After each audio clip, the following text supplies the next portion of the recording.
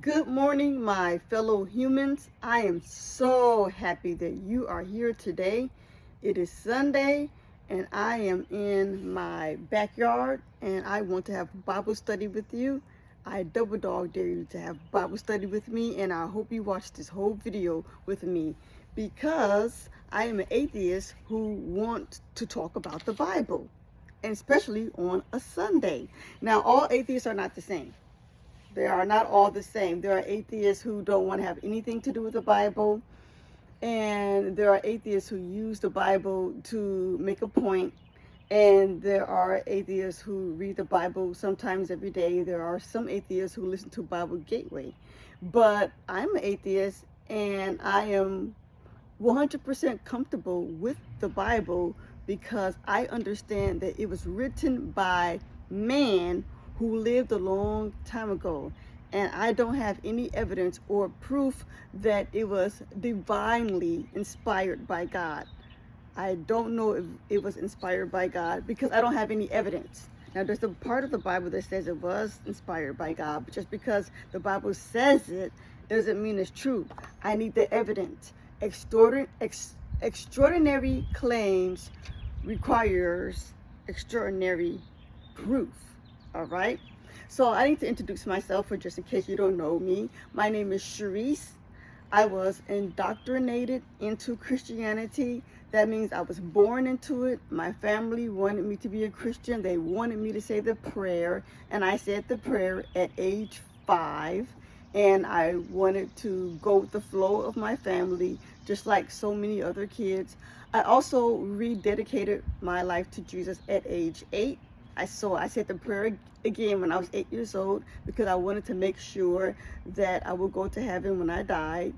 And I said the prayer again, the prayer of salvation. I said it again when I was 15 because I wanted to super make sure, So I'm not the only Christian kid who did that. I did that 3 times, just to make sure. But a lot of people and a lot of children who are born into Christianity, they will say the salvation prayer many times just to make sure that when they die they will go to heaven. And so I was a part of the Christianity that taught me that if you say the prayer and believe in Jesus and accept Jesus' free gift of eternal life, God will allow you into heaven based on a prayer. And the pastors who will present this prayer, they usually will say there's no magic in this prayer. There's no magic in this prayer, but if you believe in this prayer, God will save you and allow you into heaven. So that's how it was presented to me. And this was a part of Protestant evangelical fundamentalist Christianity. And I'm mostly familiar with Southern Baptist white Christianity. Yes, even though my parents were black, they wanted to go to a white church and learn white Southern Christianity, white Baptist Christianity. But first they started off in a black church. So I went to an all black church when I was a small child. But when I got my children's Bible story book, the characters in the Bible, they were all white. And so when we went to the white church, in my little bitty head, by the time I was 7 years old, I thought the white people were the leaders of Christianity because of my pictures, the pictures in my Bible story, all the people were white. And then we were going to a white church and all the people were white, like the pictures in my children's Bible book. But as I got older, when I became a teenager, finally the black adults around me began to say, well, actually, Jesus was not white. He was Jewish.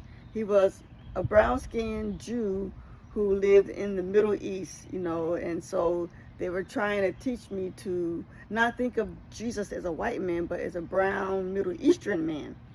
But I spent all my elementary years, all my formative years, believing that Jesus was white, and so I got this information that Jesus was a brown-skinned Jew later in my life. So yeah, it's been kind of hard for my brain to let go of white Jesus. But the point is, even if Jesus was white or Jewish, Jesus was Jewish according to the story. it's still a man who is not a part of my ethnic group. That's still a fact. And according to reality, most men who are not a part of my ethnic group really don't care about women like me. I'm just being honest. So it's very hard to worship a man, especially a man who's not a part of my ethnic group. According to my life experience, these type of men really don't care about me. Just being honest. But anyways, yeah, I already said that not all atheists are the same. They're all different kind of atheists. I am the type of atheist that's comfortable with the Bible. Is the Bible it's not harmful, because it depends on if you believe in it or not. But I believe this is a book that man wrote, and I am not afraid of it at all. Excuse me, I just had to pick up something. And I think that a lot of Christians don't know what's in the Bible. And I think that Christians should read the Bible for themselves and find out what's in there. And they need to ask questions that people usually do not ask in church. And so I just want Christians to be informed about what's in the Bible. And even if you're not a Christian, if you want to know what's in the Bible, if you stick with me, weekly or every other day, you will definitely have more Bible knowledge, okay? So, anyways, I'm going to read Genesis chapter 5, and we're going to ask some very important questions. I'm going to lift up my finger when I stop reading the Bible to talk about what the heck is going on in Genesis chapter 5. All right, so here we go. This is the book of genealogy for Adam. When God created man, he made him in the likeness of God. Male and female, he created them. He blessed them and named them human.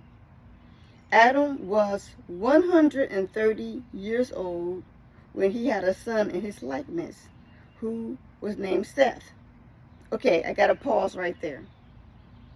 Adam had a son when he was 130 years old? Really? Should we believe that? Should we believe that Adam had his third son when he was 130 years old? Why at age 130 years old? What is this writer getting to? Should we believe this? And I don't even think ancient people lived that long. I think ancient people, they lived to be probably, some of them probably 35, and a lot of them didn't even make it to age 35, because back then they did not have the modern medicine that we have now, and they didn't know about bacteria, and they didn't know that you should wash your hands before you eat.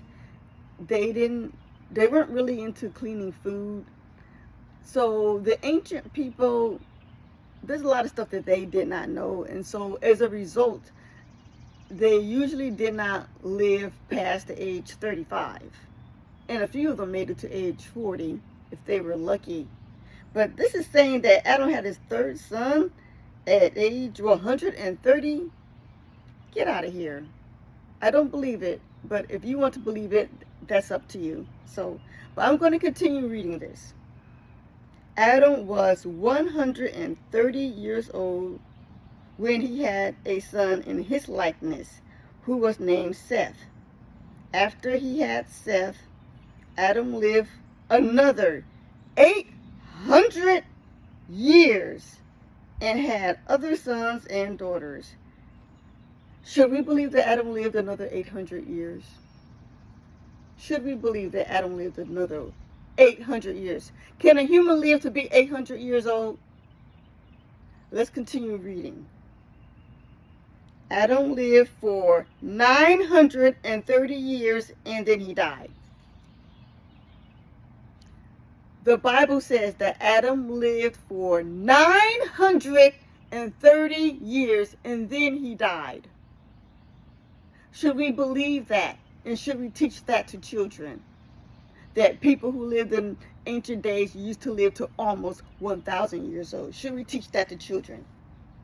Should we believe that? Now I'm going to tell you a short little story, very, very short, I promise. I'm going to be very brief. But when I was a Christian, and I was a Christian starting at age 5 throughout age 34, so I was a Christian for almost 30 years. To be exact, I had been a Christian for 29 years. So when I was still a Christian and when I was in my 20s, when I was 26 years old, I asked my pastor. It was a woman pastor. And by the way, I know in the New Testament it says that women are supposed to be quiet in church. And so I know that women technically are not supposed to be pastors. But we had a woman pastor anyways. And I was okay with it because I was feeling rebellious anyway. But Christians, as you know at this point, Christians are going to do what they want to do. But anyways, I had this woman pastor. And I was talking to her. And I asked her, I said, okay, I asked her about Adam living to be 930 years old. And I said, why were people living to be 930 years old? Why did Adam get to live to be 930 years old? That's what I asked her. And I asked her, why did people today not live that long? So she said to me, she said, well, Sharice, the earth was fresher back then. And the reason why the earth was fresher, because God created the earth and things were still fresher, and the Spirit of God was more fresh on the earth, and that's why people were able to live that long. Please let me know in the comment section if your pastor ever told you something like that. So she said that to me, and I was like, okay, and I was being very polite to her because I really liked her. She was a nice person. But when I got older, by the time I was 34 years old, I realized that she was wrong. And I also realized that she did not mean any harm. I was not mad at her. She just a person who happened to believe in the Bible. Just a person. And just because she said that the earth was fresher, and just because she was a pastor, that does not mean she was right. And just because your pastor said it, whether male or female, just because a pastor says it does not mean that he or she is right. She was wrong. She did not present any evidence that the earth was fresher back then.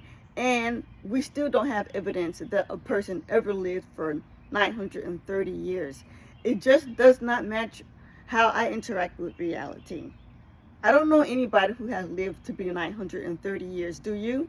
Should we believe this without evidence? I don't think so. I don't think we should believe that people have lived for 1,000 years. But I'm not going to tell you how to live your life. You have a right to choose what you believe. Now I'm going to turn the page and we are going to continue reading. So Seth was 105 years old when he had Enosh. After he had Enosh, he lived another 807 years, and he had other sons and daughters. Seth lived for 912 years, and then he died. Should we believe that Seth lived for 912 years and then died? At this point, you know what the answer is. No, we should not believe that. Moving on.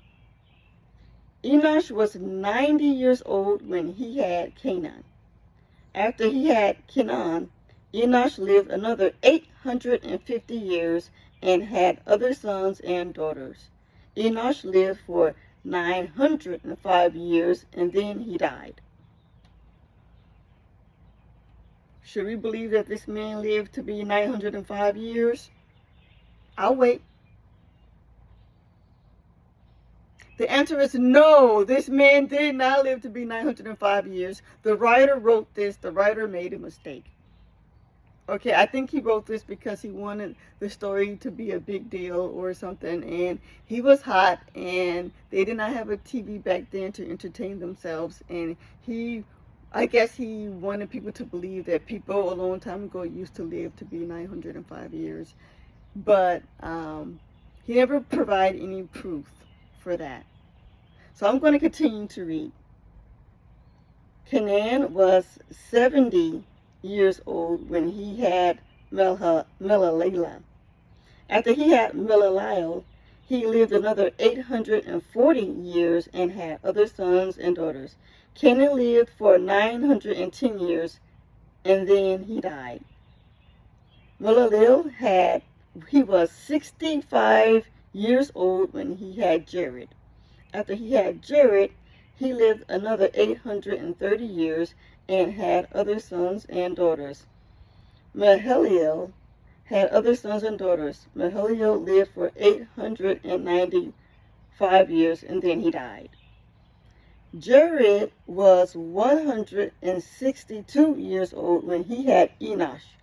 After he had Enosh, he lived another 800 years and had other sons and daughters. Jared lived for 962 years and then he died. Should we believe that Jared lived for 962 years? No, we should not believe that. We don't have any proof. All right, I'm going to continue reading. Enosh had 65 years. Okay, when he was 65 years old, when he had Methuselah, Enoch walked with God. After he had Methuselah, he lived another 300 years and had other sons and daughters. Enoch lived for 365 years. Enoch then walked with God, and there was no more, for he was with God. So the adults in my family explained it to me this way. They said Enoch was walking with God. He was outside one day walking with God, and God told Enoch, he said, "You're closer to my home than to your home, so I'm just going to sweep you up into heaven with me." That's how that was explained to me when I was a child. And now that's not in the Bible. That's not in the Bible, but this story came from a girl who gave an explanation about it a long time ago, many years ago before I was born. Some kid came up with this explanation, and I would encourage you to Google it up. And so I believed this story as a child, that Enoch was walking so closely with God that God said to him, "You know what, you're closer to my house than yours, so I'm going to sweep you up into heaven with me." And so Enoch walked with God right up into heaven. And so when I heard this story as a child, I thought it was a sweet story. I thought it was a very sweet story. I liked it. And since I was a child, I never wanted to face death. And so I was like, man, I need to get close to God. I had the desire to get close to God so that I could walk with God, walk straight into heaven with God, so that I could avoid death. I wanted to be close to God so that I could avoid death. And that's what I was thinking as a small child. This is back when I was like 8 years old. That's what I was thinking as an 8-year-old child. And I just thought this was a very nice story, but there is no evidence to prove that this story is true. But it's an interesting, nice story nevertheless. Anyways, I'm going to continue reading. Methuselah was 187 years old when he had Lamech. After he had Lamech, he lived another 782 years and had other sons and daughters. Methuselah lived for 969 years and then he died. Methuselah lived for 969 years? That must be the longest living human on record. But we don't have evidence. Like outside of the Bible, we don't have any evidence that Methuselah lived to be 969 years old. And I don't think it's good to teach children this, because I think when you're teaching children stuff, I think you need to teach children stuff and present evidence to it and critical thinking skills. But it seems like Bible reading and Bible Sunday school teachers don't encourage children to have critical thinking skills when it comes to these unrealistic stories. Now, some atheists would say teaching a child that Christianity is true is child abuse. Some atheists say that. I don't quite believe it, but I understand why they would say that. But I will say that it is wrong to teach children things that you cannot prove as fact. If you cannot prove that it's a fact, then you should not teach it to children like it is a fact. I think it's wrong to lie to children.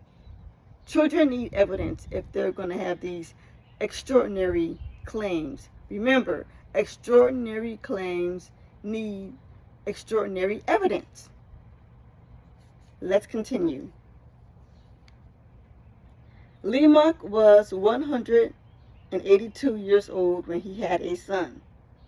He named him Noah, saying, "This one shall be a consolation for the work and labor that we must endure, because the Lord has cursed the soil."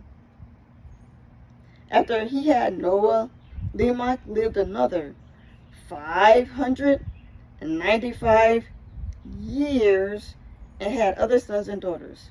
Lamech lived for 777 years and then he died. Noah was 500 years old when he had Shem, Ham, and Japheth. So Noah was 500 years old when he had his 3 sons. Should I believe that Noah had 3 sons when he was 500 years old? And could a man who was 500 years old build an ark? I'll wait. I just want to encourage you to think about what you're reading. This story does not match reality. It doesn't match how I interact with the real world. And it doesn't match the history that I got as a kid about, the caveman. The ancient caveman usually they did not live past the age 35. Usually they did not. So this story is over the top. It is over the top. But it's a Bible story. Christians should know what's in their book. They should know what's in the Bible, and they should ask questions. Should I believe this, or should I consider this allegory? Or what was the writer thinking? Was he just being creative because he was hot and he did not have enough entertainment, so he wanted to write an exciting story that did not match with reality? Could that be it? Or could this be folklore? Could this be ancient myth that an ancient man wrote, or a group of ancient men wrote? Whoa, crazy bug just flew in my face. But yeah, ancient man wrote this, or a group of men wrote this a long time ago. You choose for yourself if you want to believe it or not. But yeah, that's Bible study. That we just read the whole chapter of Genesis, chapter 5. And next time we get together, most likely we will talk about Genesis chapter 6. All right, thank you very much for having Bible study with me, and I will talk to you later. Goodbye.